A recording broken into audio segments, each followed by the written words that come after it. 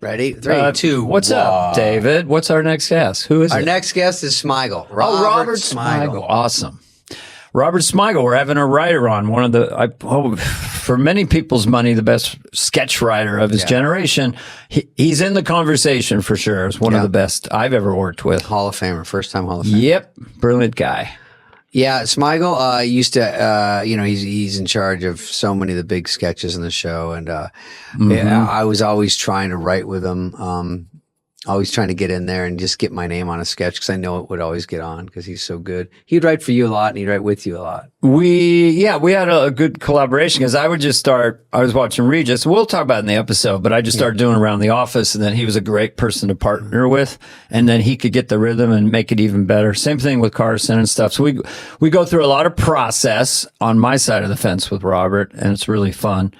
We go through a lot of me begging him to do sketches with me on my side of the fence. But he also went on, he does Triumph, the dog, and he does a lot of great stuff for autism. And he has the Night of Too Many Stars, which is the funniest title. Yes, and he roasts us, basically. Oh, yeah. We won't give it away, but at the beginning of the episode, a certain character that he does that's sort of canine-like gives just basically roasts David and I for 10 minutes. It's pretty funny. And I won't say how he does it, but he sort of poops on us. Yeah. Yeah. Oh, by the way, Dana, this Elvis movie's coming out, not to change gears here. Austin Butler does Elvis. And I'm such an Elvis fan, I'm almost worried to watch it because I want to be really into it. There's a funny Elvis story that we used to joke. When Elvis was such a huge star, which he always was. Yeah. But he's such a stud, and he would leave the studio. He'd have Sonny and Red up front, and they go, Elvis, there's a million girls out front, so throw the coats on him. So he'd lay down in the back seat, and they'd throw the coats on him. And then when they drive out, they'd all look and get around the car, and they wouldn't see him, and they'd leave. Yeah. And he'd get away, and so they wouldn't follow the car. And so in the later days, there was no one there, and Elvis goes, it's pretty crazy out there, and he goes, yeah, throw the coats on him. Isn't that cute? They would still throw the coats on him and there was no one out there. So he never knew. They better have that in the fucking movie. I always thought, it's been long enough I just thought interesting. He died in his mansion. Yeah. Okay. And he was on the pot. So I assume a half hour before he died, all you heard if you were in the mansion is someone going, could I use some paper?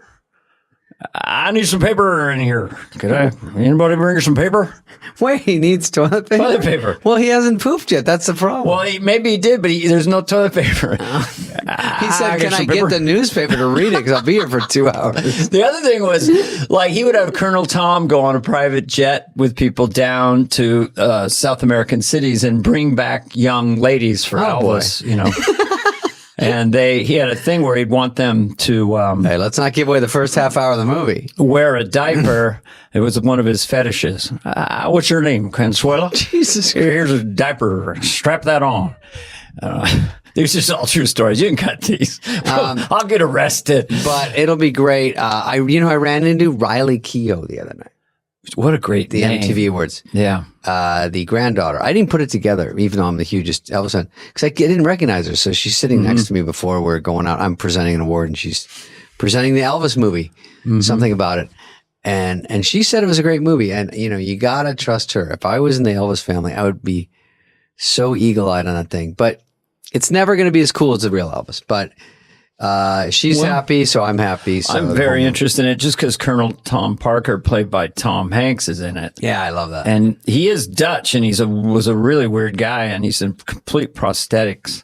And Parker took 50%. The biggest star in the world, Mr. Presley. You thought Colonel Tom would be like, hey, everybody, Elvis Presley. But he's like, would you like to be a star, Elvis Presley? I guess he talks like that. That scare you? I just don't know. I need a percodam sandwich. Anybody got a percodam sandwich? 50% this motherfucker took of Elvis's shit. Fit to the very, very end. And I would say he didn't have great guy syndrome, I'll tell you that, which I do have. By the way, James Austin Butler plays Elvis Presley, and he also played Tex in One Upon James a Austin Butler. What's his That's name? the guy in James SNL. Austin Johnson. What is his name? Austin Butler. Austin. I was going James Austin Johnson. Hey man, it's a senior You were moment. just thinking of any first names you could link together. Austin is a very unique name. It is first cool. or middle. I plead guy looks guilty. cool. Though. I'm not gonna say anything bad yet. I wanna see it. I think it's gonna be James great. Austin Butler. Yeah. Is a cute kid. He played Tex in Once Upon a Time in Hollywood. Oh, he did? Yeah, he was the guy. I'm as real as a donut, motherfucker. That's your favorite I saw movie. you. You were riding a horsey in Listen, that scene. Not to get away from Smigel, but I'm going to tell you that and this is Ron 1 minute Smigel. left. I did see one of your old favorite movies on the plane of all fucking things. I'd never seen it. 3 Days of the Condor. Oh, really? You talk about two motherfucking movie stars. Ooh, I see it every Robert year. Redford, Faye Dunaway. She was so hot. What do you want? I just want it to stop. I love it. Condor, where are you, Condor? That brings us back I'm to somewhere. Robert Smigel. Robert Smigel from Robert Redford. And that is our tie-in, and we knew we planned this whole thing. Robert Smigel is very funny. He co-executive still produced a listening to show. us bullshit about this thing. That'd be funny if this is the whole episode. We just And then there we go. We never got time for Robert we Smigel. really apologize. We got on an Elvis thing. Yeah. But it's good. We talk about topical shit, man. That's what's going on in the world. Anyway, here's Smigel.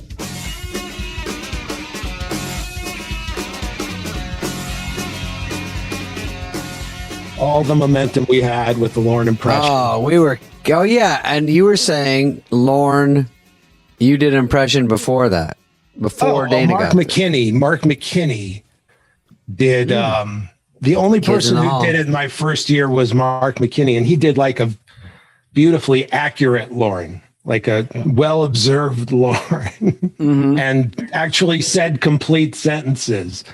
Yeah. And it was very impressive. But then the next year, I just started doing cartoony Lorne on my own. And then I remember going into Dana's office and, I admitting that I sort of do Lorne, like, I want to do the show and looks, I think Dana. And then Dana's like, oh yeah, I do Lorne too. And Dana starts going like, oh, what do you think of Act 3? Just had that move. Like something Lorne's never done in his life. I did a lot of things he never Incredibly, did. it was just perfect. It was like this self-satisfied. We still have no fucking first act. I've got no fucking first act, no fucking code. Marcy, look at What the am I book of going to Lorne, do? please. Chapter 2. Frankenrider Bush, immediately. Frankenrider-Bush. Cool. There was a lot of Bush cold openings. Frankenrider-Bush. Remember, Robert, when you made the cartoon thing where you flipped the pages?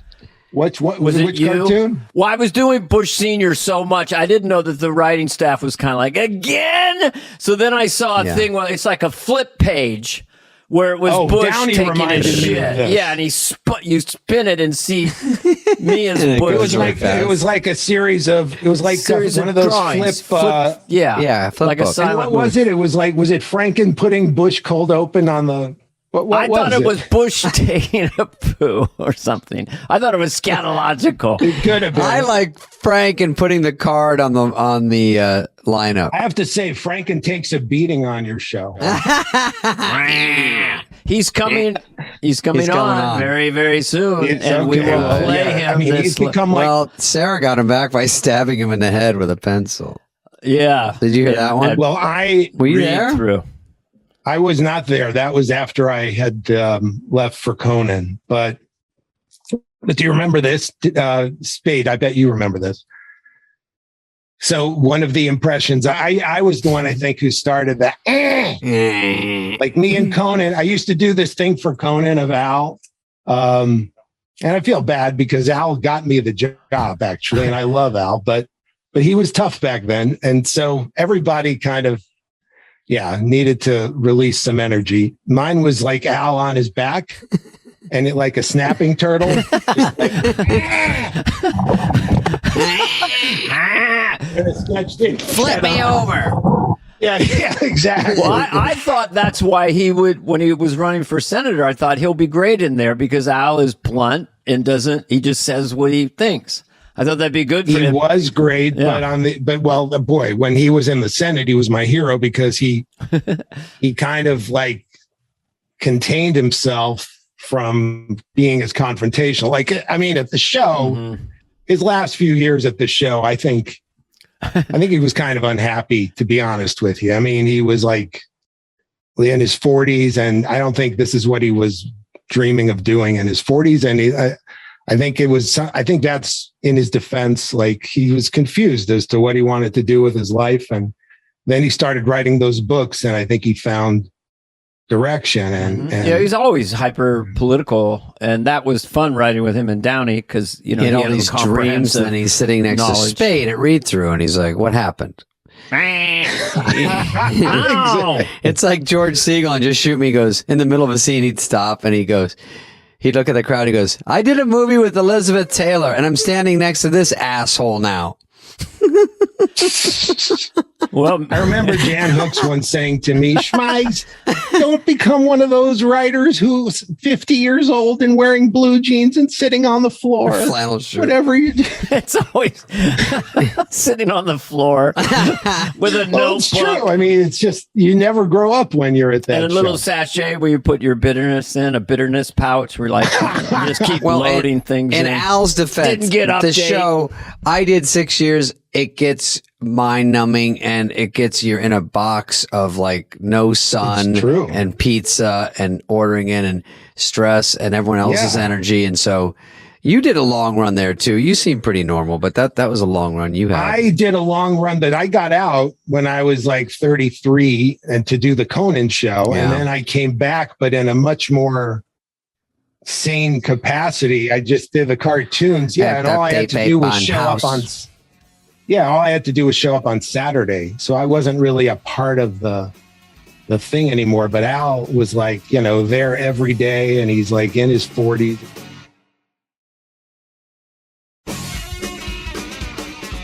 Well, let's get back to Smigel's unbelievable career. Do we want to be a little bit... do we want to go a little bit to young Smigel first, or would you like to go later? Young Smigel, or what about... Can my friend come on? Because he thinks young Smigel's a fucking bore. To be honest. Let me see. Who do you got over there? He's been writing me ever since this is unique for Fly on the Wall. We have a guest with a special guest. You have a guest with a guest who's just, I don't know. He just thinks that he can jazz it up. You better behave. Should I bring him out? Yeah, bring him out. Why not? Okay. Oh, goodness. What? Here I am. Here I am. No. Finally. God, Jesus Christ, what a long wait. No, this is terribly exciting. So exciting. I triumph. Fly. Do not make fun of this show or us, Triumph. I didn't. Please. Oh, I know. I understand. Those are the ground rules I have to work with. No jokes about the show. No making fun of anyone. Okay, good. Okay. No, honestly, this is a great show. Thank you. Fly on the Wall.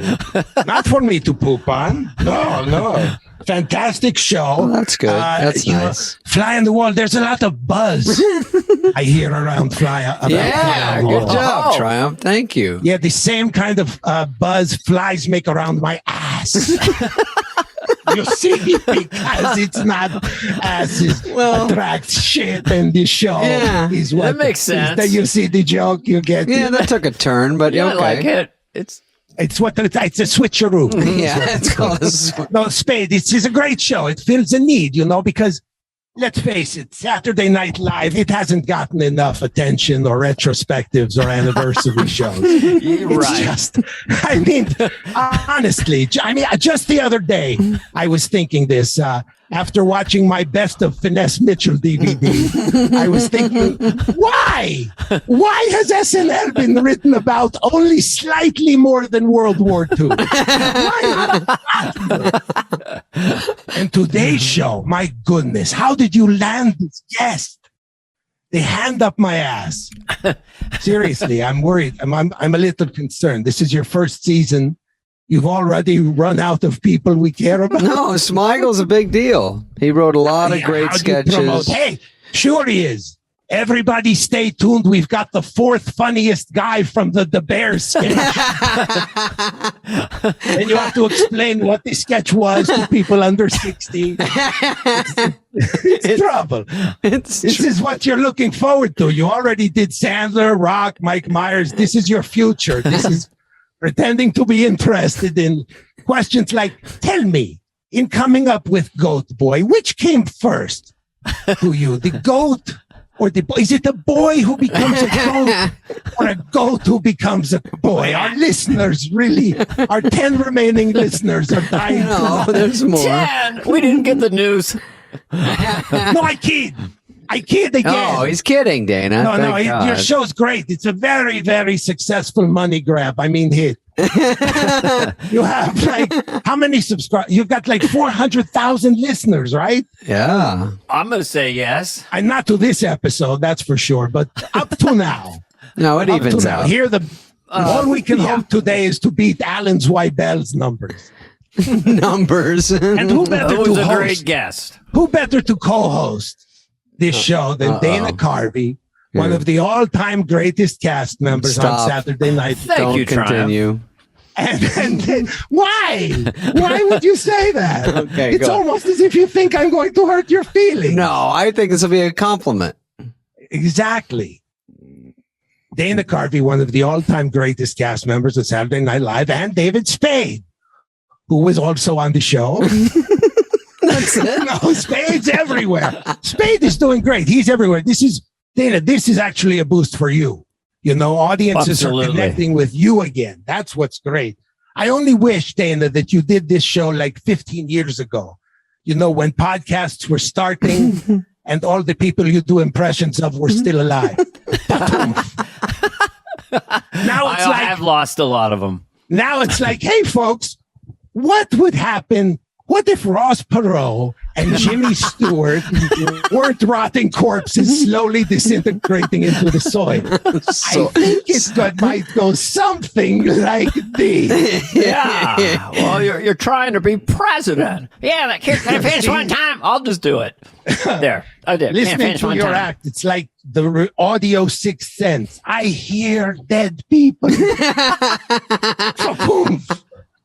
I'm sorry. Is this wrong? This is a podcast. You're supposed to be complimenting each other. That's what it is, right? I mean, yeah. That's what podcasts are. White people complimenting each other. Yeah, we need more. Old white people. We're pretty nice. Old white people complimenting old white people. Old white people compliment. I got a theme song for you. Harmonize with me, Dana. Yes. Old white people complimenting old white people. Old white people. It's very hard to do over Zoom. I just realized. Yes. Listen, Spade. Yes. Spade. I don't want to insult you. You've had an amazing career. Thank you. You're Tommy Boy, then starring in a string of hit sitcoms that no one remembers. Waiting for him to fake laugh. I'm laughing. Hey! And God bless Bernie Brillstein, right? Yeah. He started the whole thing off, right? Great guy. Calling the creators of Just Shoot Me and gently coaxing Steve Levitan to hire his client. You need a comic relief guy. I'm so sorry. No. I'm so sorry. I didn't mean to. No, that was hysterical. Easy trim. Snippity dippity. No, I think we gotta put people. We gotta let them. No, that's showed your thing. You did your thing. Did Triumph hurt your feelings? I need to know. No, not at all. Little bit, Spade. No, because I thought Triumph is a little older now, and maybe he was not like that anymore. No. It's like I'm older. That's the problem. Like I didn't give a shit about this when I started Triumph 21. I know. I liked old white people complimenting other old white people or something like that. That was funny. Looked it up. There's 2.8 million podcasts. Are you kidding me? Nope. It's like COVID. It's just there's more every day, and no one knows what to do, and people are getting affected with it. Here's what I've observed about this one because I've listened to a few. Okay. And what's very funny to me, Spade, is like you're one of the funniest persons in the world. This is an old white person compliment. Yeah, please. Old white person compliment. But on this show, it's all about a life you lived when you were like in the 90s, and you kind of have to revert. You're always reverting to that guy at the show who hadn't made it big yet. Oh, yeah. You're like always like, yeah, no, you guys were incredible, and I didn't know what to do. Right. It's just funny to me that Spade, who's had this amazing run. Well, it does. When we throw back, everybody gets back in that around the writer's table and how fucking ordering Huxley's and all the stupid shit. It sort of throws you back to the dim lighting and feeling like shit all the time. It was a stressful. Would you consider it? I would say, like, I love the show so much and people I met and worked with, and yet I was always stressed. Yeah. I also remember how skinny your little office was. Like, I think people thought it was some palatial place. It's these little dungeons, and then I would go along the line and poke my head in to see if I could get my name on anybody's sketch. Smigel. Do you remember what my affectionate nickname for you was? No, what was it? Spudley. No, well, everybody had Spudley and Spadoodles. Chief Naughton Show. Chief Naughton Show. Because I was never in the show.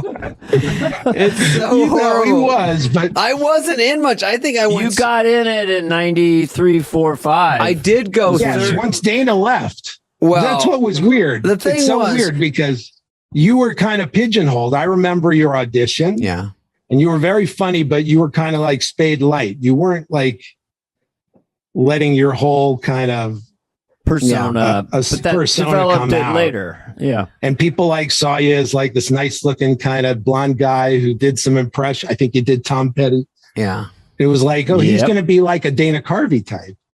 And Dana Carvey was still on the show. Yeah. So I think people didn't know what to do with I think I didn't, but I also wasn't in full disclosure thinking I was the new Dana Carvey. I was like, are you this guy?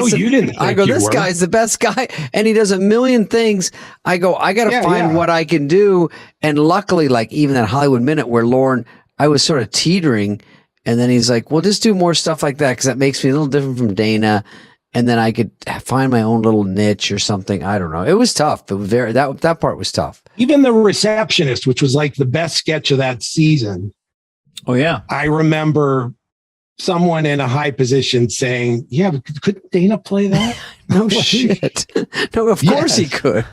I came in and played an alien, right? Did I play an alien in that? I felt bad because I said, it's always hard, Smigel, if you're a writer and if you're a new writer, to put Mike Myers or Dana in something where they don't have a lot to do. But, in your head, you're like, oh, it'd be fun. I have access to all these great people. And I don't know, they're quietly going, it's not that great. But Dana goes, yeah, I'll do whatever. So I go, you come in at the end as an alien. I don't realize they're going to put him in like 3 hours of makeup and hair. Remember you had a big bulbous head on? I had a giant thing. And I was like, oh no, I can't put Dana through this shit. And it also makes sometimes that was part of being on the team. Yeah. You know what? I have to say, no one complained. McKinnon still gets into crazy outfits and says 2 lines in a sketch. I liked on the 40th anniversary, Steve Martin goes in full King Tut outfit for 3 lines in a song or whatever because he's committed and it's fun. I love it. And everyone's there to have fun. And it's also like 70 million people are watching that one. I mean, it's all different. Yeah, you're right. Everybody's, But The Receptionist, I mean, it was so exciting to see a new person kill too. Like that's one of the great things on the show when that happens. Like that guy, James, when he did Trump for the first time this year. Yeah. He's great. It was thrilling, It was amazing, yeah. And when the audience finds it, because I had been sort of kicking around the show for a while, and that was a hard one to get on. I think it took a few swings. Oh, The Receptionist? Yeah, and then it got on with MC Hammer at 5-1, and then the next time it got on First Sketch. So with Roseanne, yeah, with Roseanne. There's only like 3, so that's the one you remember. It's like bye-bye.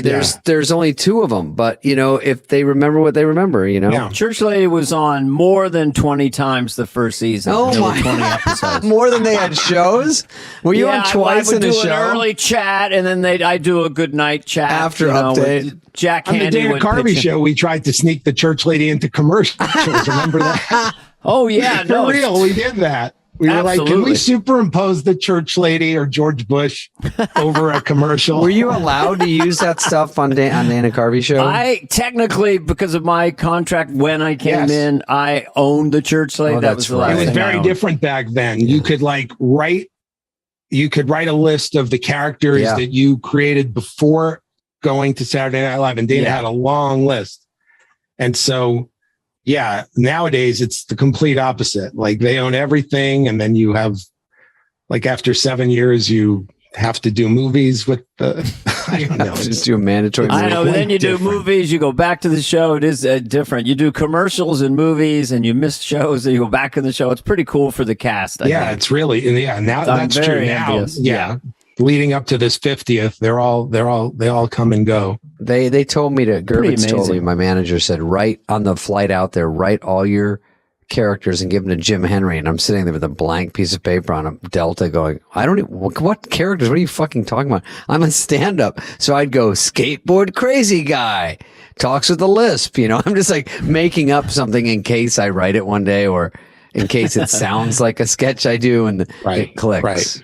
Anything like, you need a man or thing. But Robert, do you want to talk about some of our hits? Your big that we did monster hits. And you, well, that you know, we did Dana, together. Yeah. Well, I mean, Dana, so I was there for a year before Dana.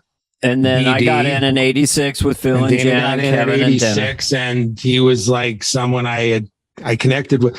What I loved about Dana was that Spade, you'll understand this, like generally, like passive aggressive behavior rules at that show. Like, I was me? great at that. I'm good. I could possibly. No, You're my sketch kidding. is terrible. Don't put my sketch on. It couldn't possibly me. I'm being paid. Like that's what. And then there's people like Lovitz who are like, "What's going on?" They're anti-Semitic. That's why this sketch didn't make it. You know why they cut it? Because it's funny. That's it. It's too good. It was too funny. That's why they didn't put it on. Yeah, John was great. I with was that. sadly a little closer to John. I was like, Robert, you have no poker face. Lauren, I remember him telling me. There were people like me. I didn't really make big stinks though, but I was, imitating Lauren behind his back, like everybody eventually. Now everybody, I'm told you go to the show now, everybody does Lauren. Funny. Literally. Literally everyone. They all do. You've seen this? Have you witnessed this? Well, that's what I heard. James Austin Johnson had a good one, and Bill Hader, of course. Any reason? No, but I think they say that people just do it around the office. Oh, just around you Just hear to it. each other. Read-through's going to start. Everyone get to their seat. And that's like a first year cast member. Right. But what I loved about Dana was that he just came in. He had a list of impressions that he like handed out to the writers. Like he didn't pretend that he was above doing that, which was like so refreshing to actually admit that you care. Without being like cutthroat or anything. He was just being straightforward. I just thought it made sense. I was able to do a bunch of voices. I thought, let the writers know, because I realized you guys are just writing sketches, and if someone sees Casey Kasem or something, maybe they'd put him in. I don't know. Of course. That's the best way to do it. Here you go. Here you go, Jack Handy. Here you go, Odenkirk. The Here you go, first thing, Conan. Robert, you approached me with was Robin Leach doing some kind of Japanese pruning or origami. I don't know why. I don't remember. Yeah, because you'd seen his name on the list. But I had a catchphrase for that one. I'm Robin Leach. I'm yelling, and I don't know why. Right. So I had that. I loved Robin Leach. But then it was Ching Robin Leach for everyone under 70. But Robin Leach was such a host of Lifestyles of the Rich and Famous. Another one of a celebrity that is no longer with us. One of my impressions.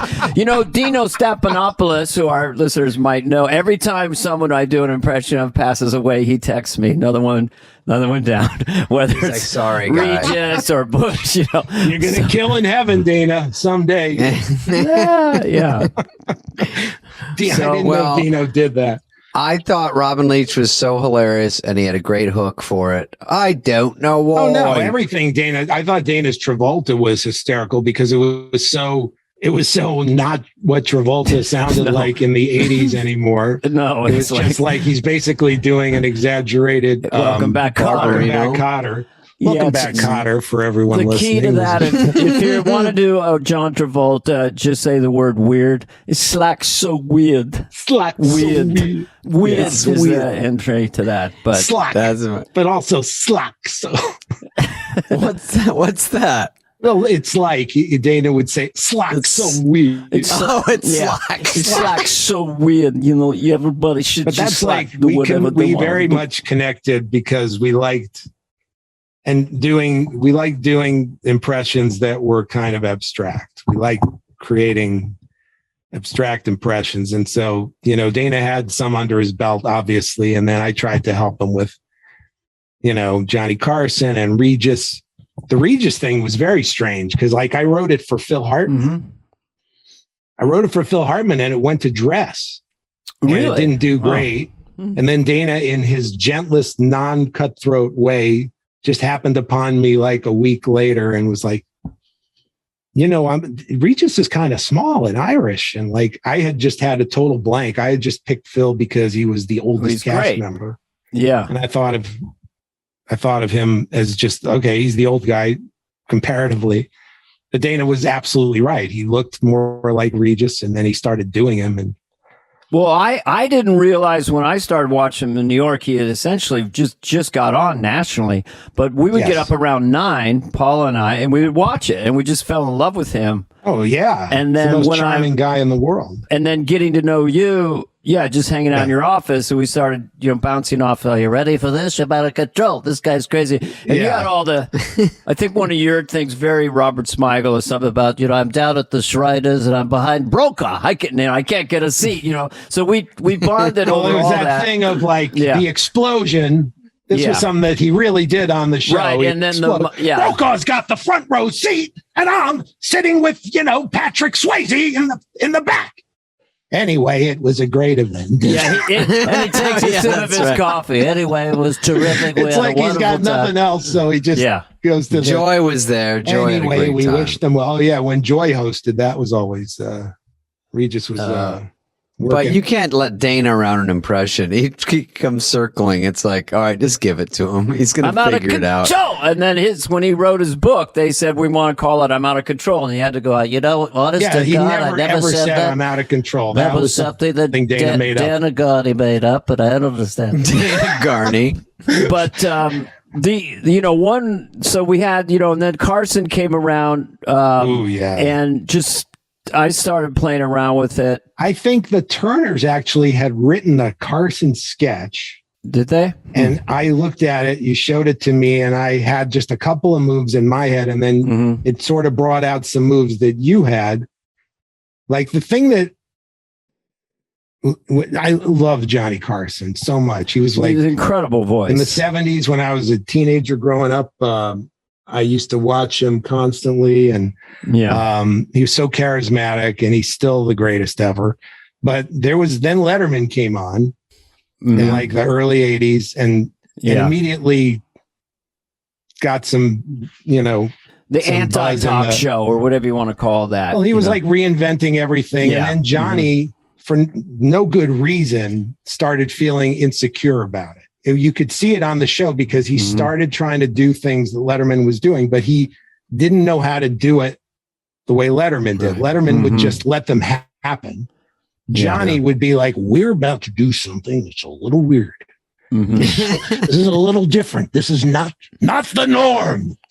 That's right. Yeah. That was one of them. Over. We're going to take a camera and it's going to follow me. I can't do them as well as you do, but it was like, just clench your jaw. Clench your jaw. Thank you. Clench your jaw and then down here. The camera is going to follow me, and it's going to walk out of the studio, and I'm going to go to another set. It's like, okay, ask unusual questions to people. Unusual questions that people are not going to know they don't know what's going to happen. All right, so let's start doing it. Now I'm walking. You see, I'm walking across. And this is a bit. Yeah. You were witnessing a bit. It's a little weird. And so I was giving him this a little weird. And Dana had this expression. He had a couple of things, like when Johnny calls people over to the the comedians are funny stuff. Funny stuff. That was funny stuff. And then you had weird, wild. That was weird, wild was stuff. Wild. And for those of you at home, you're watching a thing called a television. You know how you would bring so the then audience it became that where we just did the overly set up Johnny Carson thing. And then it was so dry. It was maybe the driest thing you ever did on the show, Dana. And then, but it always, Ed McMahon's rhythmically kind of acknowledging it and giving it like just like, yes, you are correct, sir, would always make it work. It was like the fact that you would say these strange things and then Ed would kind of affirm them.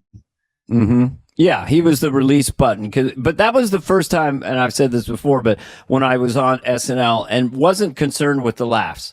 I just was having so much fun being Johnny. And when I got the wig on, I am Irish, Carson, Carvey. My eyes are a little close together. And I go, God, I kind of look like him, And then I could just look in the mirror and just get into that attitude of being just this, whatever that. Once you go into hair and makeup too, it's just that really was great. Sets you up. And then the third rail of the ones that really had a lot of episodes. Carson did Carcinio. We could talk about that too. Regis had a lot of episodes. I would love to talk about Carcinio anyway. Well, Carcinio, let's do that now. Only because that was the extension of the Carson impression. Well, we did we did one before that actually did piss Johnny off, and then they.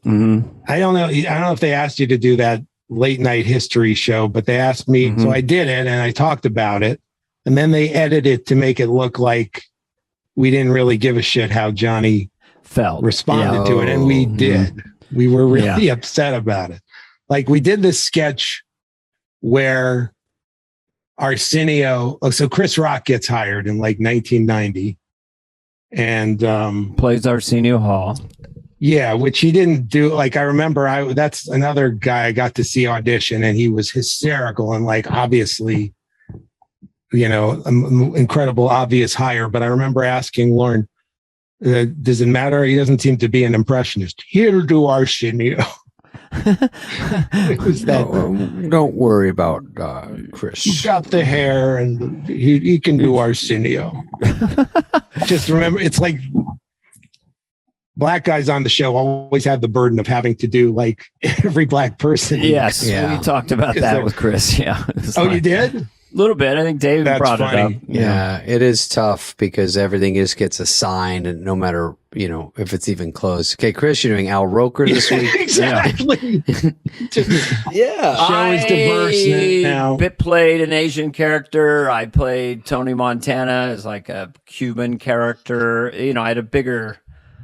I wonder if you could write that, Robert, today is like, can you write anyone to play anything but what they are? I don't know how they do it there. I wonder if they have meetings and go, could I play this or... Oh, at SNL. Yeah, at SNL. Well, they definitely let women play men.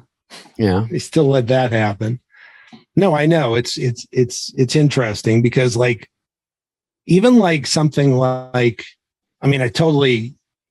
blackface thing is obviously a red flag, and it's something we didn't do in our era. And never then it started happening funny in the at 90s. All. Yeah.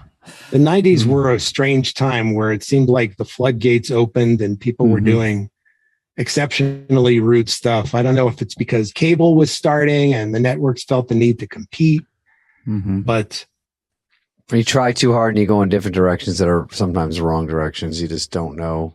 And then it levels out. Yeah. But like, I just did this puppet show that failed, whatever. Like, and we had this guy who was going to do Obama, and he had done Obama on the Conan show for like 3 or 4 years, and he just sounded exactly like Obama. So I wanted to hire him, and then I found out that he was white. I didn't realize, I had no idea. I just knew he sounded exactly like Obama. And they said, you can't hire him. Did they ever call you now, Smigel, to write or help or come off the bench? And no, I was there when Adam. No, they never call me. They don't. Although I actually sent Colin Jost an idea this week, and didn't hear back. Oh, didn't hear back. No, it was an Anna Wing tour idea. I thought. Don't try to give him Iraqi Pete. That's Adams. Actually, you would be great for Right, this Anna Wintour idea.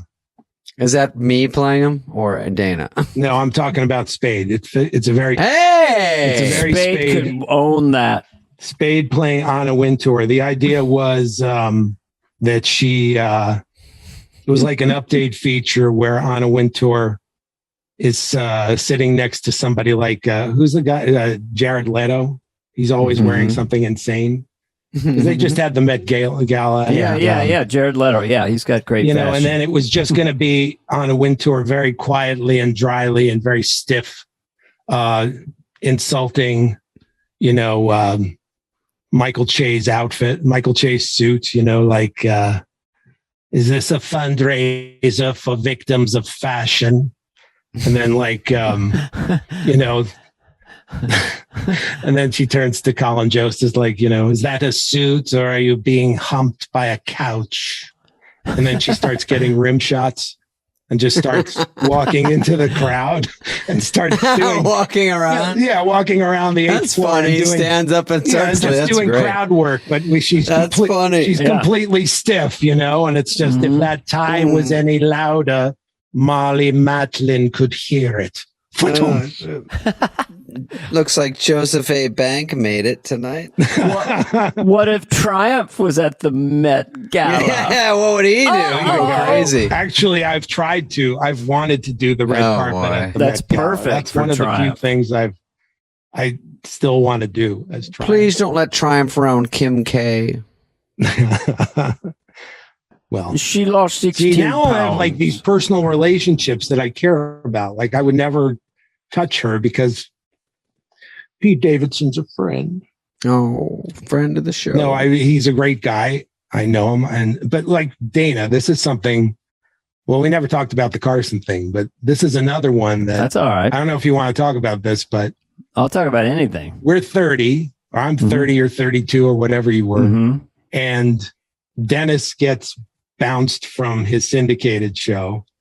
Yeah. And I have this idea to do, Dennis is now doing a cooking show. Right. Which we called Dennis and he said, go ahead. Right. We did call him? I thought that I did. Maybe you called him. Yeah. I didn't call him. Yeah. I believe I called him. Yeah. I don't think but that was like then. And I thought in my head, I was like, this is my duty as a Saturday Night Live sketch writer. I can't play favorites, this is my privilege to work. Duty comes first. Yeah, that's how I took it. And allegiance to the show. I would say by like the time I was 40, I was like, no, I would never do that again. Yeah. Well, I don't think at that point there was any sort of idea that Dennis wasn't on his way with a career. Like he'd done the black and white special. He had the talk show. Dennis was a star. I mean, all he did after that was host an HBO show that got like 20 Emmys. Exactly. So to me, I thought it was so funny. And the way you wrote it, Dennis's vernacular in a daytime cooking show. I don't know if you could quote some of that. I mean, maybe you're right, but I feel like I still wouldn't do it now. I wouldn't be able to. I'd be too nervous about whoever's feelings it was. Sure. I understand that. I feel the same way. I kind of sometimes feel bad for Biden when I see him sort of lost or whatever. And so it's different doing it now. It's weird when you get older and life kind of kicks you in the nuts and you learn what pain is. And you get more how careers are so hard and up and down. You're like, I'm going to probably hurt someone's career somehow accidentally. You know who would Biden's hair looks like a spider web. Go ahead. The one person who would always scold me when I was younger, and I guess it's because he was sensitive to all the bad reviews he was getting, was Sandler. He was like I was doing those cartoons and they were going really well. Yeah. And I would do a cartoon about like David Brenner or something. Yes. Being a guest on a talk show, and it was fun with real audio. And I would use a real David Brenner story, but I would have him going on every talk show, and each host would get bored and press a trap door button and he would fall down and go like, so he starts on like the Tonight Show, and then trap door goes down to Conan, and then it goes down to like Tom Snyder, and then hilarious. I remember that one. Yeah. And it was really funny. And I played it for Conan because Conan was in it and he was laughing really hard. And then I get a call from Sandler. You feel good about yourself, bud? You feel good about that? No. What if that guy's home watching? He's like had a hard day and he's watching the show and he's like, yeah, what is this? Why? What did I do? Yeah. Why? He did Brenner, didn't he? Sandler could do Brenner on the show. He did a great David Brenner. That's right. But it wasn't nearly as mean as this cartoon. No, it wasn't mean. It wasn't. Well, remember the one you did where you had Stedman hiding from Oprah in the mansion? Oh my God, that was from the Comedy Central show, and it's interesting you bring that up because that was a cartoon I wasn't going to do. It was one of those lines that I would draw for myself, which is, people are always shocked. You had lines? I did, but I didn't like to make fun of drug addiction. I always felt like when people are, that desperate, it's not funny. Ultimately, it's like, everybody, it's easy to reduce somebody to a cartoon character, but that was one. And another one was women's looks. I really hated making fun of a woman for her looks because women are held up to these ridiculous standards, and it just felt shitty.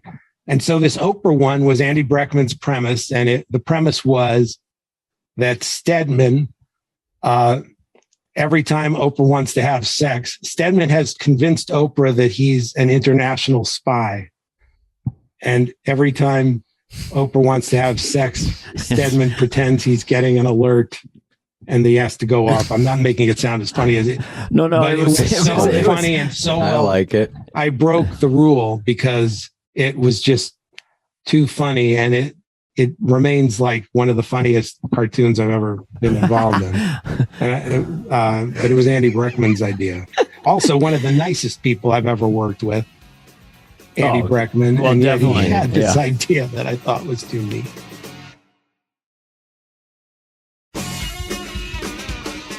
Ask him about the Bears. The Bears is a big one. I love it because Farley was there.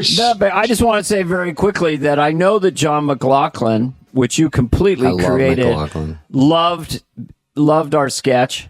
Oh, yeah. Regis loved it. Perot loved it. George Bush Sr. loved it. Yes. And it was only sweet Johnny Carson got a little tweaked. And I don't blame Johnny Carson, we should talk about this one because it was like... So Rock comes on. I'm sorry. Oh, Arsenio. Rock comes on and plays Arsenio. Rock comes on and plays Arsenio. And this was at this time when Johnny was getting sort of threatened by Arsenio's presence. Arsenio was white hot. That's a bad choice of words, I suppose. But Arsenio was like please stand on fire. Everybody was talking about him. And we did that thing of like, now I understand that this, that with over-explaining thing. But in this case, it was like, I understand you have a show. Dana, you should do it. You remember I understand you have a show, and it's... and it says here, he was like looking at his notes, it says here that your show is up against my show. Yes. And it says here. I did not know that. And your ratings have actually gone up higher than mine. And mine are starting to decline. Right. It's weird. I did not know that. And now it says further that your show is considered hip. And mine, I am starting to be considered out of touch. Yeah. I did not. Ed, did you know that? Yes. Yes, sir. Yes. A really sad yes. Yes. But the thing that Johnny got maddest at, Dana, do you remember this? It was the first guest. We had a throwaway first guest before we bring on Arsenio. It was Susan Day, right?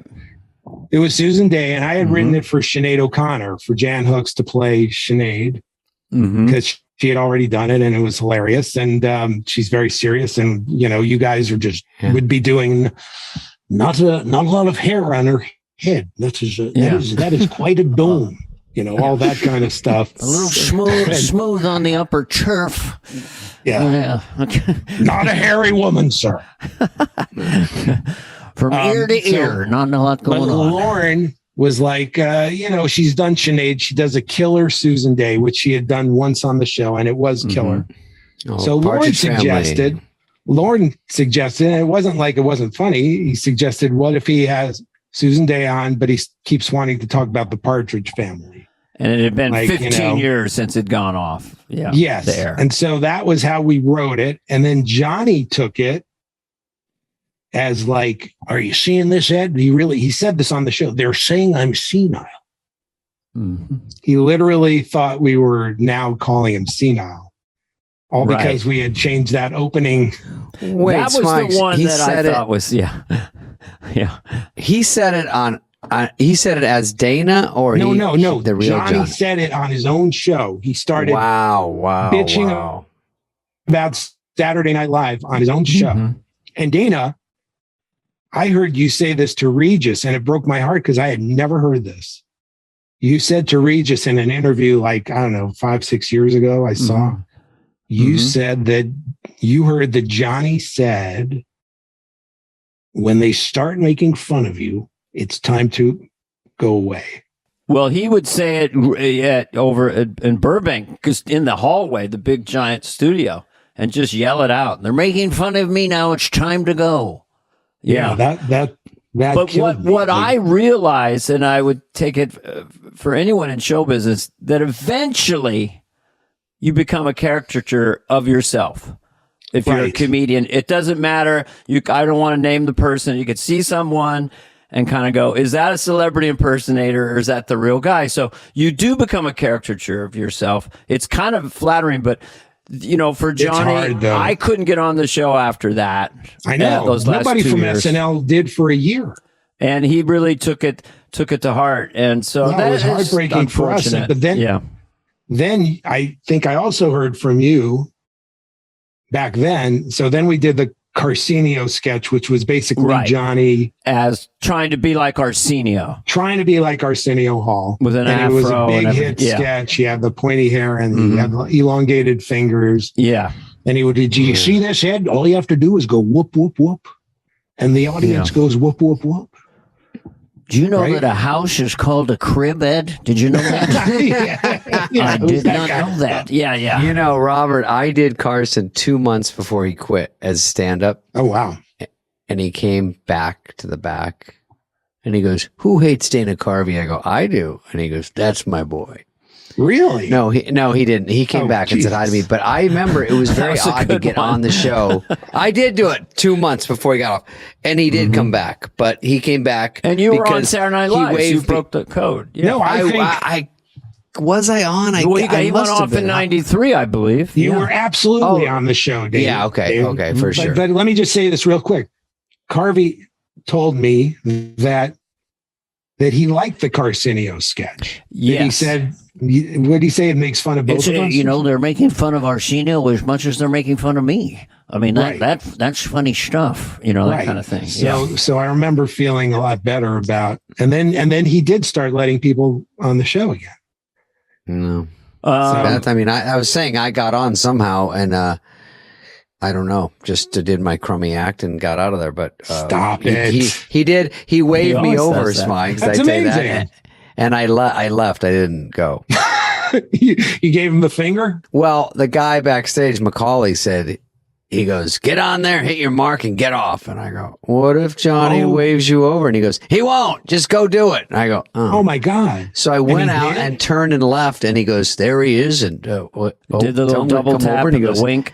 He goes, Martin Short was with him, and he goes, have him come over. And he goes, I'm trying to, but he won't look at me. And he goes, he's too nervous. All right, there he goes. All right, well, that was David Spade. He said that on the air? Yeah.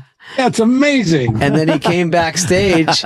Where were you? And Where I was. Fuck, they knocked me there with egg. I had my shirt off. You made a fucking fool of. Yeah, and it was a BO fucking torrential storm back in my room because I was so scared.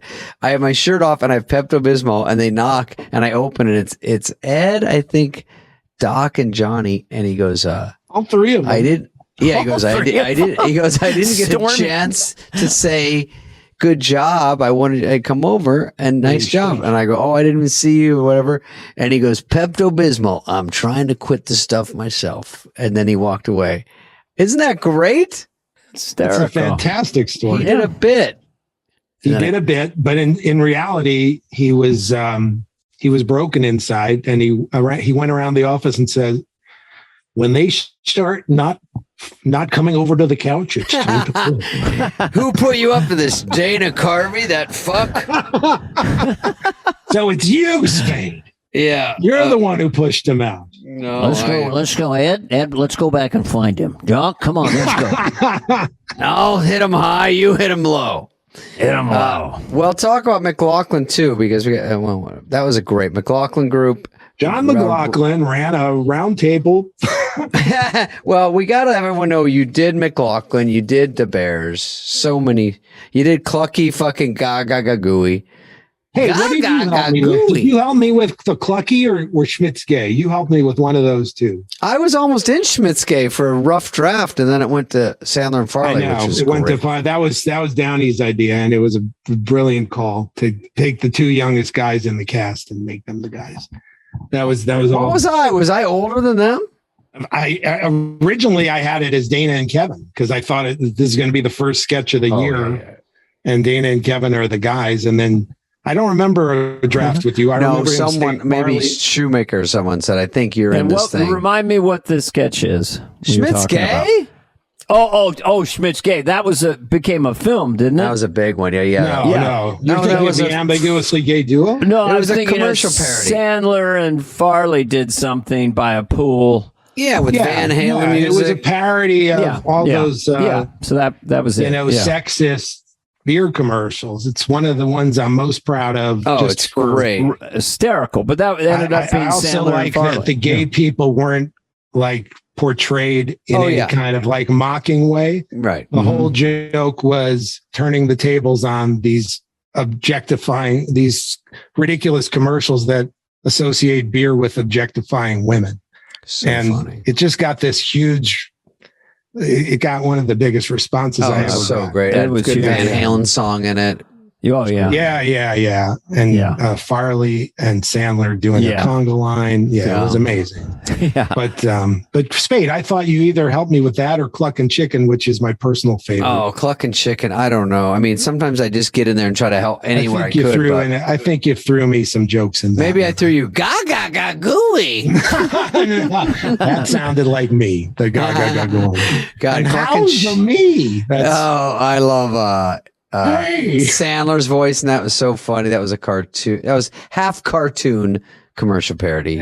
Cartoon Superman. That's how I met the guy, J.J. Settlemeyer, who ended up doing the first few years of the TV Funhouse cartoon. Hey, Funhouse. Welcome back to my show. But you put Lauren's voice in there. Did anyone say anything?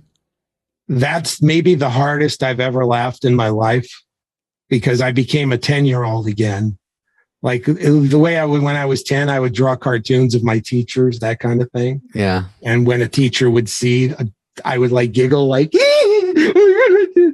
and I remember the first time you saw the dress rehearsal that the Ambiguously Gay Duo ran. And then this little cartoon Lauren comes out and chases the dog. Lego my show. Lego my show. And I'm watching Lauren watch it. Oh my God. And I'm just in tears. I was like, Lauren would call it, you put a beanie on the boss. You put a what is that? It's just made fun of the boss or a beanie on the boss? It's like reducing the boss to a lower status. It's like Lauren had a term for every comedy move in the world. Totally. I've seen every sketch 4 times, so it's hard for me. Everything anyone's written, I've seen a version of it in my One of my favorite recent Lauren ones within the last 5 years around funny people who do comedy. There's only 900 of us on the planet. Oh, really? Yeah, so a specific number. Like, well, maybe that's true. I don't know. We did run some numbers. It's down to 898. Yes, if you don't count Steve and Marty. Steve counts for 3. Marty, he counts for 100. I think, Robert, we asked really good. Didn't we ask William Shatner if he was okay with that sketch you wrote? I think he was, right? Oh, yeah, I pitched it to him. And he liked the Trekkie sketch. Yeah, that was a big famous sketch that you wrote. That was a sketch still resonates all the time. That's a big one. Well, I have an affinity for nerds because I was an SNL nerd. I was as big a nerd as anybody. I was completely in awe of the show. when I got there. I like knew who Edie Baskin and Leo Yoshimura were. Like I memorized the key that's how pathetically nerdy I was. Yeah.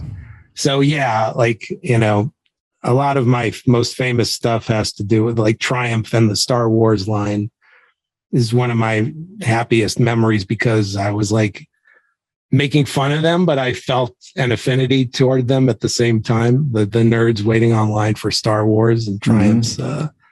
They were all like, they all took it so well. They were all just comedy fans. Excited. It was like, it was like when it was like, did you guys, I'm sure you, Spade, you both probably got to meet Don Rickles, right? Yeah. I did. Yep. Did he insult you when he met you the first time? Do an impression of a gorilla is what he said to me. Oh, really? Yeah. You know, Smigs on one time, Chris Farley took his mom to see him on one of the breaks on the weeks off, and he goes, I go, what happened? He goes, we sat right in the front row, and he goes, Rickles comes over to him in the middle and goes, "What's your name, Tiny?" And he goes, "My name's Chris." And he goes, "How much you weigh, Chris?" And he goes, "About 260." He goes, "The left side of your ass, maybe." And then he went to the next table. Yeah, and then he knew that it was Chris, right? I don't know. It's just all funny. That's so funny. He's just like, I'm just going to treat him like anybody else. Yeah, he just goes, "There's a fat guy in the front, sir. Maybe go for him." Yeah, he has a little bug in his ear. Yeah, when he got older, fat guy, three. Lady wearing a flower box hat. Take 4 steps to the right. Fat guy alert. Closer. That's him. Get him. Go. I took it as a badge of honor. I love being ripped by. Oh yeah, Rickles. when I met him, I was a producer at the Conan show, I think, or no, I was doing Triumph, I think, and I did it for Rickles, but I met him first. They introduced me because they wanted to make it okay that it, make sure he would be cool with it. And he sees me and he just says, "Hello, Rabbi," which I later heard was a move he had for a lot of Semitic. That was his move. Like Jon Stewart told me once that was the first thing he said to Jon Stewart when he had his big tricks. Just a good, safe, offensive, across the board thing to say. Yeah, we've all got our standard zingers. Going full circle toward the end. If you end. think Triumph never said the buzz flies around my ass before, you're sad. Right. There's only so many mathematical ways to get at that ass joke, okay? They can be flying around. But Regis told me once, this was toward when Rickles was still on the road. Honest to God, some nights you don't know if he's going to make it. They give him 2 eyeballs. He's rubbing his knees. Honest to God, I don't know. When they play the music, he goes out and he kills him for an hour, kid. Then he lies down on the couch. I like honest to God. Honest to God. Who's better than Robert Smigel? Honest to God, this guy, he's everywhere. I mean, it really is. He was really nice to me, too. One time, this is insane. Yeah. I had an idea for a sitcom, and it's one of the happiest half hours of my whole life. I got to sit in the hotel room and pitch Larry King and Regis Philbin a sitcom where they played an old gay couple. And they took it dead serious, like, this is a great idea. And they had already consulted Rickles about it. And Larry King's like, "Rickles says we can do it, but we can't be too swishy." Swishy. And, we would just talk about it. And Regis, the funniest was Regis. He was like, "So Bob," again, I apologize for my inferior Regis, but it's like, just go "So nasal. If we do this, I know there's going to be a script, but not really, right? I mean, we can get out there and Larry and I can just go off, right? Just play off each other, right?" Well, there's a story to the, it's a sitcom. It's got to have. Yeah, but Bob, I mean, come on, Bob, learning lines. And we have a natural thing, Bob. Rickles says we just have to look natural. I'm like, when did Rickles become the oracle of sitcom? Run everything by Rickles. Mr. CPO Sharkey. CPO Sharkey, 1975. Yeah. If you have a copy of that treatment, can you send it to me and Dana? I don't think I ever bothered to write it. Somehow they said yes to just meeting with me for a half an hour. One other thing. that Smigel has. It's one of the funniest titles. Is the autism benefit the night of too many stars? It's the funniest. Both of you have done. Of course, thank you. Both of you have done it. You've done it a couple of times. Dana, you did the first one, and it was one of the greatest bits that it's ever been on that. We've done like 7 of them. What was it? Well, Hal Wilner, rest his soul. Yes. Music was director. an incredibly great guy who was the music supervisor at Saturday Night Live. And for 200 years. For 200 years. He missed the first 300. And he would help me book. He knew everybody in music. Yeah. And he would help me book the show with, we had a booker who would be paid, and then Hal for free would get me, he got me Elvis Costello once, he got me Sting. And this particular bit, he got me Lou Reed. And it was like a surprise appearance. The people in Roseland, you remember we did this in Roseland, and they went crazy. And Lou Reed comes out, and it's like Jimmy Fallon saying, Lou Reed, and he's going to have an all-star band.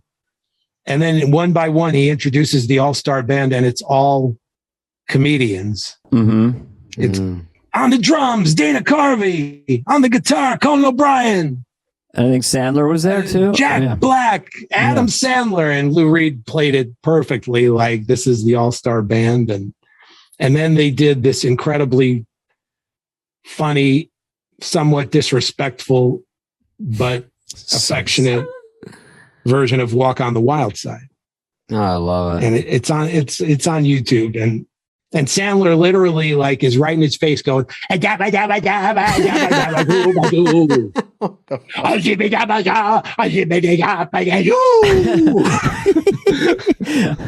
Lou Reed got mad at me. It was very awkward. I still remember it. After the rehearsal, I didn't really have a monitor. I could hear it. He used to go and take a walk on the wild side. So he very seriously, as everyone scattered, just walked over to me and just was intense Lou Reed and goes, don't do that. Don't do that. Don't do what? Whatever he thought I was doing on the drums. I go, I'm a comedian and I can't hear myself. Don't play like that. He just got very serious. Maybe it was nerves. But then we came out later, he was totally affable. He was probably just, that was the only thing he probably cared about, was that it sounded good. Right. And I wanted to play well. I just, that my monitor, a great drummer, and you did it. It sounds amazing. Oh, that's good. I guess I got it on the air show. We just had a brief rehearsal. You absolutely. It was kind of fun having Lou Reed yell at me. Incredible. Adam's a great guitarist, and Conan's a good guitarist, and Jack Black's. These are like all the most musical. Yeah. They just happen to all be there. And that song is brilliant, but it is very, very austere and very simple, which is, take a walk on the, it's like. It was perfect, and everybody got a turn. Mm-hmm. You didn't, because you were the drummer, but all these other guys did solos in their different ways. Right. I learned a few things from Smigel today. I learned that Franken and Davis hired him. Franken and Davis hired me. That is correct. His dad invented Crest White strips. No, that's not true. Okay. I invented. I heard that he tooth did bonding. He was he developed the whole tooth bonding technique. Right. And Lou Reed hates Dana Carvey. These are the only things I picked up. Carvey. Another one of my impressions has gone to the stars. I have insight onto this. Involves you. Someone told me today. So Michael Gordon wants to go write for the Conan show. He talks to Bob Odenkirk. And Bob Odenkirk said, wait till we get Smigel as the head writer. And then somehow you became the head writer, and then you're talking about the original Conan show. I thought you meant Michael Gordon wants to write for the new Conan show. Sorry. This goes back in time when but he said Michael Gordon knew Bob Odenkirk? I think so, or at least casually. Hey. Oh, it's so funny. Dana. So good. So funny. Oh, my God. That's so funny. Oh, my God. No, you're not doing that, are you? No. Was he mad about Chip Notes? Because there's a rumor Downey said I was really mad about it. And I wasn't. Yeah, that was something Downey read online. He read online that it was the most ridiculous lie imaginable, that you marched into Lauren's office. Yeah. I just you, of all people. You were like, you'd been there for like 4 weeks. Yeah. I go, And you know like, what? Marcy would have tackled me. You could have been there for 5 years. You never would have pounded on Lauren's door. Yeah, that was clearly made up. But there's a Lauren, get out controversy here. around, was that exploitive of Chris or not? People have their different opinions when he did the Chippendale sketch with his shirt off.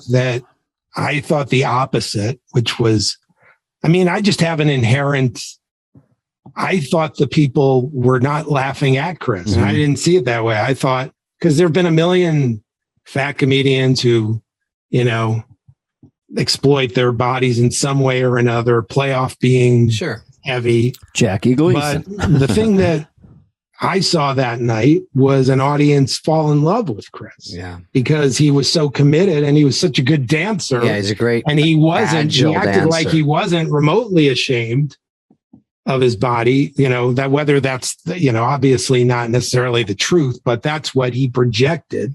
Mm-hmm. And to me, it was like, if anything, they didn't use the word empowering back then, but to me, that's how it felt to me. Like, you know, the way somebody like Bridget Everett, where the person is, you know, completely unself-conscious about their body. At least it played that way to me. But, you know, I would say this. I would say if you saw that in Chris, if you felt that was happening to Chris, then maybe you should have talked to Chris about it and made sure it was cool with Chris instead of just saying, tut, tut. This is I didn't know a thing. I just saw a young cast member. Yeah, I barely knew him. I did not. Look, there's different levels. This was young Chris. I saw a guy very athletic. I think anyone next to Patrick Swayze would look kind of chubby. And so Chris was moving really like a chubby guy, not like a next level. He was not even that big back then. No, and I saw a guy killing with physical comedy. But if he was sad about it inside, I was clueless to it. I was clueless too if he was. But I mean, when I saw him at Second City that summer, he was another person I had the privilege of seeing audition back then. And what struck me about him at Second City was how graceful he was. Like he was the opposite of Fatty Falls Down, who gained some weight. He was an athlete. Yeah. And he was incredibly graceful, and that's what separated him. Besides, you know, his incredible characterizations. But you know, so to me, that's the sketch was the only thing it was exploiting was his incredible. Was what made him special. I would go by David's athleticism. Only because David was probably the closest to Chris. I don't remember any problems. I don't think David was the closest back then, though. Maybe not back then, but after they did their movies and stuff. Well, right up there, right? That's David? Different. By then, Chris started to get like, you know, in the motivational speaker sketch, I remember I had one contribution to that sketch because Bob was no longer there, oddly enough. Yeah, Bob wrote the entire sketch. And Spade, you know this. I added just that little part at the end where he's like, Matt's going to shade you. You're here, Matt's here. You know, that thing. Yeah. And then he knocks over Matt's the here. coffee. Yeah, that's great. Yeah, and he knocks over the coffee table. Yeah. And that was like, I just felt it needed like a physical topper at the end. Yeah, a good So we put it in and it worked. And then I feel, though, that it did lead to like the slippery slope of Farley knocking things down. He's going through walls to the ceiling. Yeah, it started something that I did not intend to happen. Yeah. Well, they're kind of waiting for it after that. Every sketch, they're like, what's he going to hit? What's he going to fall through? Well, certainly with the Matt Foley ones, yeah. But it started happening in other sketches, too. He just walks in and falls Fatty through. Falls down. Fatty falls down. That's all you got, Farls. I would call it. Then we started getting cynical about it. Like Chris, you know, we would just come up with different names for the that falls. Nancy Kerrigan sketch, she was a great ice skater, too. Oh, that's true. There you go. Yeah, he could ice skate as well. Yeah. So that canceled out Chippendale. So we're even. I just, you know, when people say it's just very glib to like, you know, that sketch set him off. It's just so. I just find that irresponsible to. Well, I never heard him complain about it in the years to come. So I think he was just like, if you're a young cast member and you get a sketch that's a 10 out of 10 and he took it and it blew him up, I don't think he ever looked back and said, but I felt like... No. So many other things got... Did he ever take his shirt off again on the show? I mean, he fell around and stuff and walked through walls, but I don't remember I'm not sure he did. It didn't become a thing. Let's get Chris's shirt off.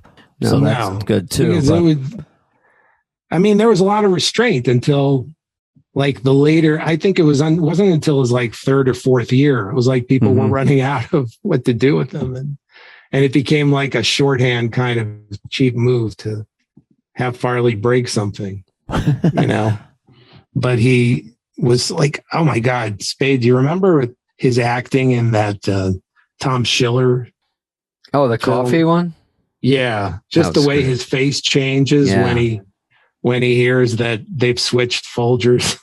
It was a great idea. How many takes does he get to trash the whole set? I know. That was all Tom Schiller. The Schiller vision of the Folgers commercial was a real hit, but it's kind of a gem that not everyone saw. But I put it in the best of because of that. Yeah, it's a great one. So that people would see it because it was one of his greatest acting jobs ever. Yeah, they could look it up.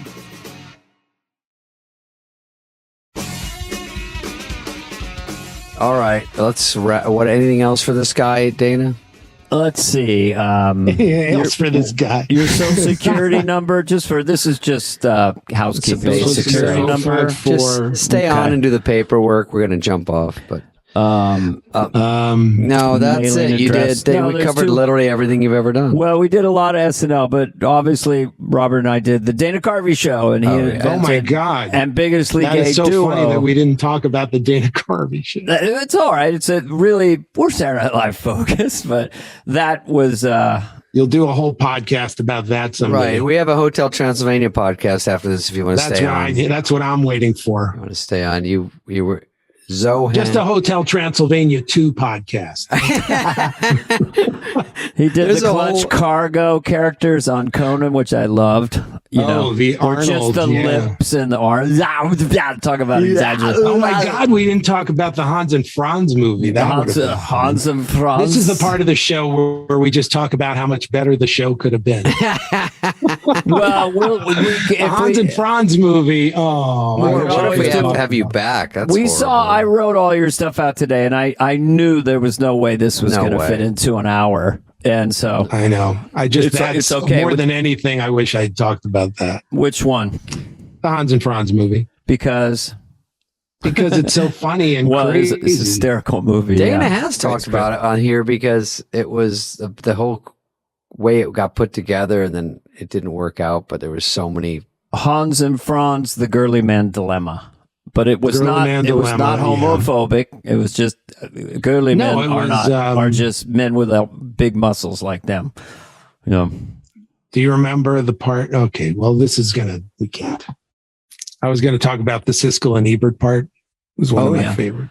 Yeah, that was the whole story. You have 12 seconds. Go ahead. Hans and Franz were doing their movie, and they're running around somewhere, and they go into a room, and Siskel and Ebert are watching it's a movie the movie. They're not. They're just doing the movie. They're in the movie. They're in the movie. And they're doing a cross country trip to Los Angeles because they want to be in the movies and be with Arnold. Yeah. And then they're riding a bicycle across country, and then at one point they happen upon a big edifice, and they just walk in.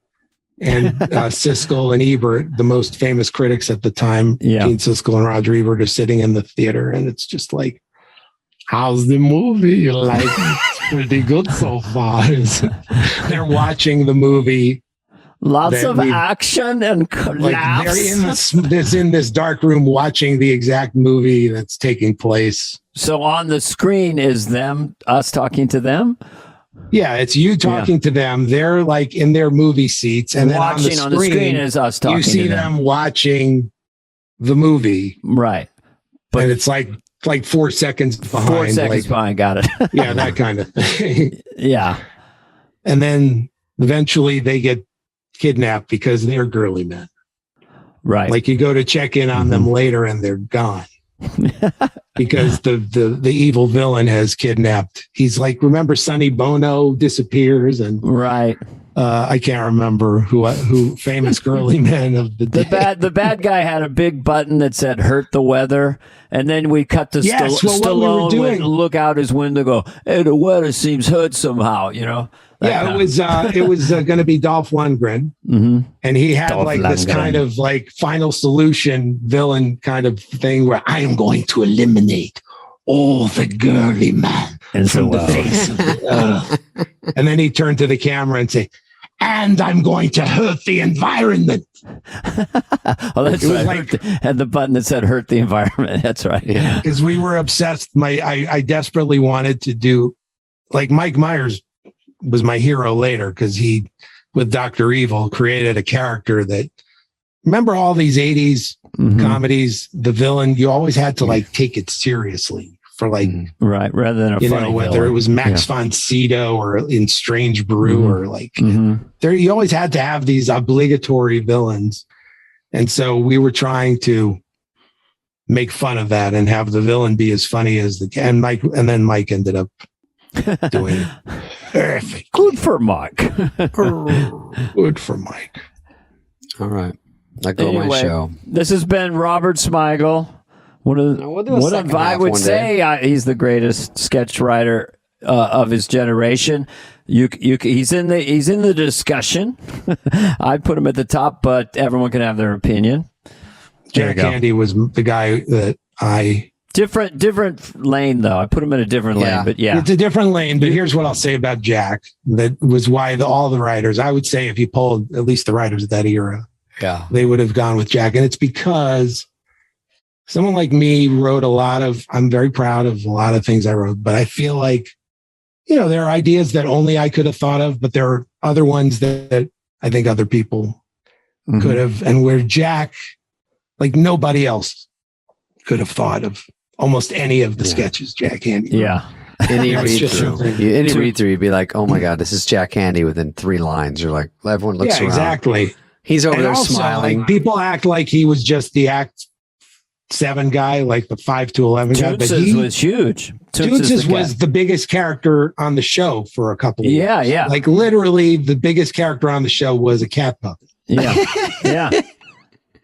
I'm not kidding. Tootses, look out! And we'd all crash. Frozen Caveman Lawyer.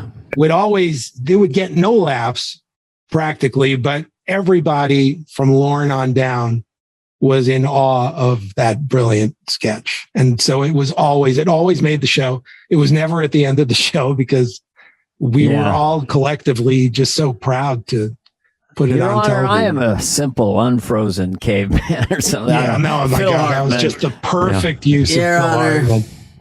Yeah. He did that perfect smarmy. I don't know what's going on. Yeah, it's almost like William Shatner or simple caveman. I'm just a simple caveman. I think 60 million in punitive damages feels about right. So we all love Jack. Yes, okay. Thanks, Robert. Right. Thanks, Robert.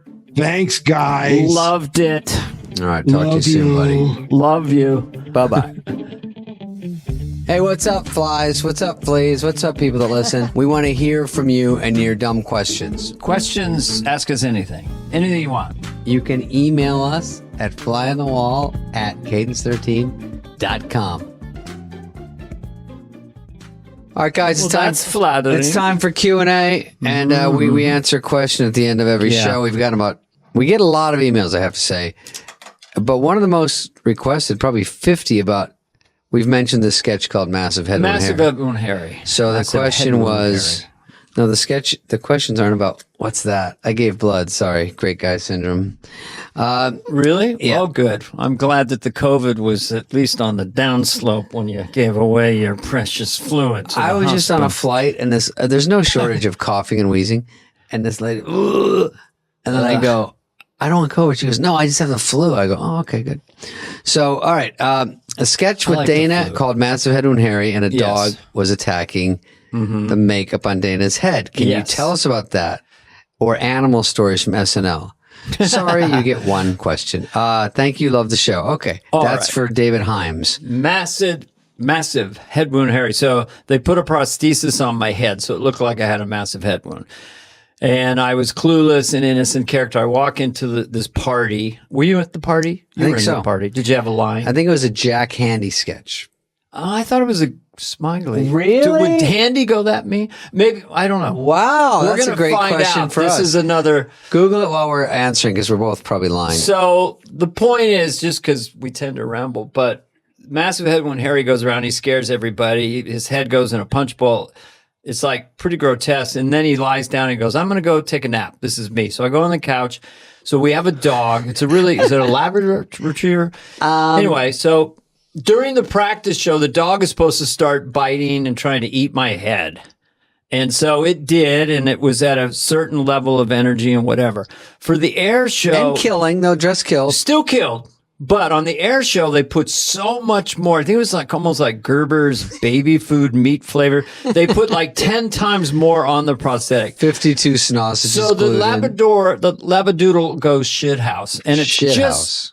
grabbing and not hurting me, but just eating and wants to take the whole thing off my Massive God. Headwood's head. Unreal. It starts to stretch out. Now, I have a thought in my head like, okay, I don't want it to take the thing off only because the sketch is killing. Yeah. And I don't want it to be killing, because it went off.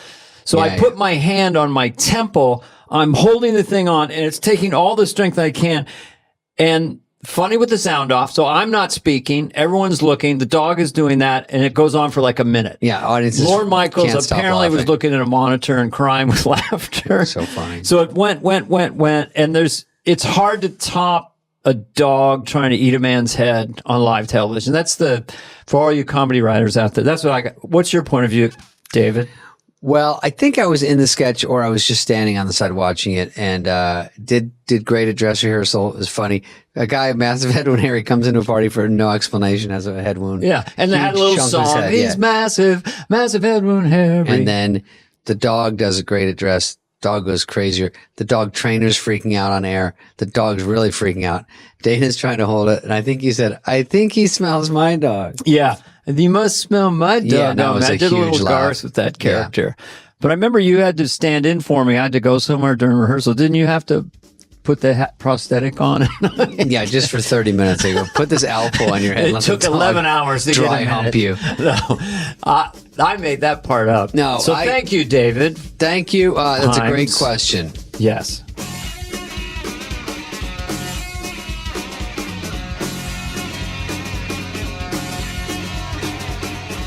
Fly on the Wall has been a presentation of Cadence 13. Please listen, then rate, review, and follow all episodes. Executive produced by Dana Carvey and David Spade, Chris Corcoran of Cadence 13, and Charlie Finan of Brillstein Entertainment. Production and engineering led by Greg Holtzman, Richard Cook, Serena Regan, and Chris Basil of Cadence 13.